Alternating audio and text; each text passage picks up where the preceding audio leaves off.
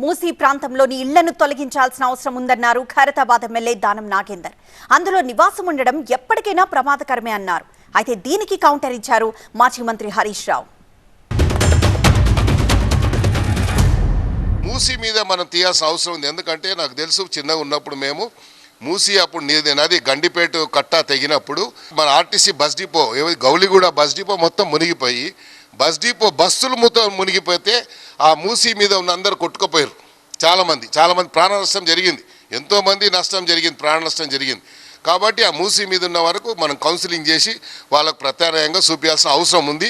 అది ప్రమాదకరమైనటువంటి స్థలం కాబట్టి ఎప్పటికైనా అది వాళ్ళకు డేంజరే ఉంటుంది. కాబట్టి మూసీ ప్రక్షాళన జరగాల్సిన అవసరం ఉంది. కాబట్టి మూసీ మీద వాళ్ళకు కౌన్సిలింగ్ చేసి చేర్పండి.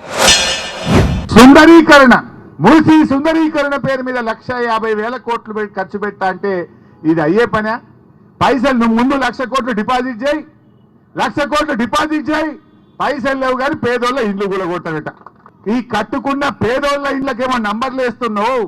ఇదే మూసీని ఆక్రమించి మూసీ ఆనుకొని 6 పెద్ద మల్టీ స్టోరీడ్ బిల్డింగులు కడితే దాన్ని ఎందుకు ఆపడు?